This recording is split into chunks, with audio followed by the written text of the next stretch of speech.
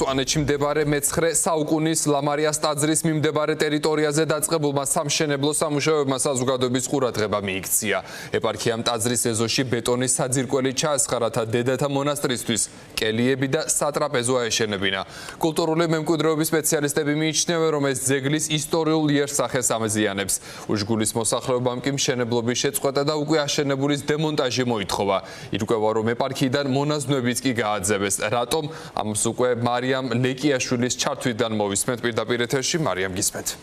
დიახ, გიორგი, უშგულის ერთ-ერთ სოფელში მდებარე ლამარიას ტაძრის ეზოში დაიწყო სამშენებლო სამუშაოები. მაყურებელს ვეტყვი, რომ ლამარიას ტაძარი და უშგულის თემის ეს ტერიტორია არის მსოფლიო კულტურული მემკვიდრეობის ძეგლად აღიარებული. იქ სვანეთისა და სამეგრელოსა და ზემო სვანეთის ეპარქიამ რამდენიმე წლის წინ გადაწყვიტა ლამარიას ტაძრის აშენება. წელს კი გაირკვა, რომ დედათა მონასტრის გვერდით უნდა აეშენებინათ მონაზვნებისთვის განკუთვნილი კელიები და ასევე სატრაპეზოები, რისთვისაც დაიწყო მონასტრის გვერდით გარკვეული სამშენებლო სამუშაოები. მონასტრის ეზოში ბეტონის კი ჩაასხეს. ამის შესახებ ვრცელი სიუჟეტი მოამზადა მთის ამბებმა, რომელიც უშუალოდ იყო ჩასული ადგილზე და ნახა თუ რა მდგომარეობაში არის ახლა მონასტერი და როგორ მიმდინარეობდა იქ მშენებლობები.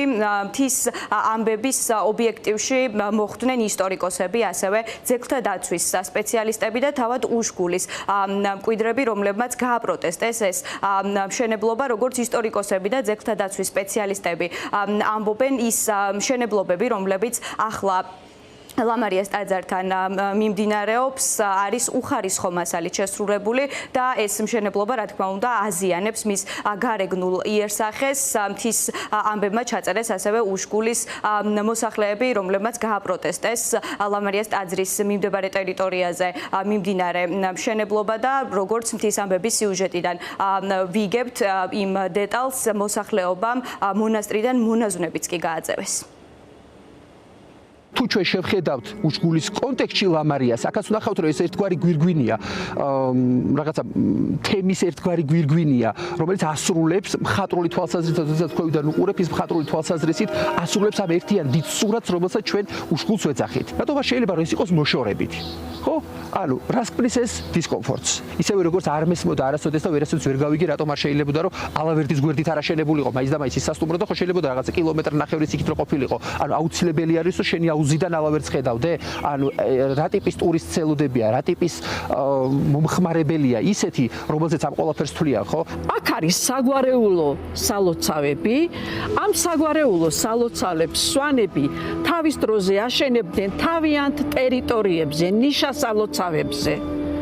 და ამიტომ მათ აბსოლუტური მორალური სრული უფლება აქვთ, რომ მშენებლობა არ გააგრძელებინეს. ვერავინ ვერ დამიმტკიცებს ახლა მე, ვერანაირი სპეციალისტი, რომ ის უკეთესია ახლა დაგებული რაც არის მეტლახის ფილები იმ ტაძარში, ვიდრე იყო ის კლდის ფილები შესანიშნავი სიძველით რო სუნთქავდნენ და გაგფრთოვანებდნენ, შემსვლელს აღაფრთოვანებდნენ. მე მას დამახინჯებას ვეძახი.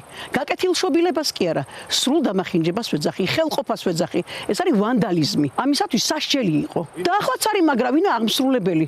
სახელმწიფო რომ ამას აკონტროლებდეს ისე როგორც ჯერ არის, ვერავინ ვერ გაბედავდა ვერც მიშენებას, ვერც დაშენებას, ვერც გადაღებვას და ვერც შეცვლას. არ შეიძლება, ეს არ არის კერძო საკუთრება, ეს არ არის სახლი, სადაც როგორც მომეპრიანება ფანჯერას იქ გამოვჭრი, კარს საიდანაც მინდა იქიდან შევაბამ და რასაც მინდა იმას დავაგებ.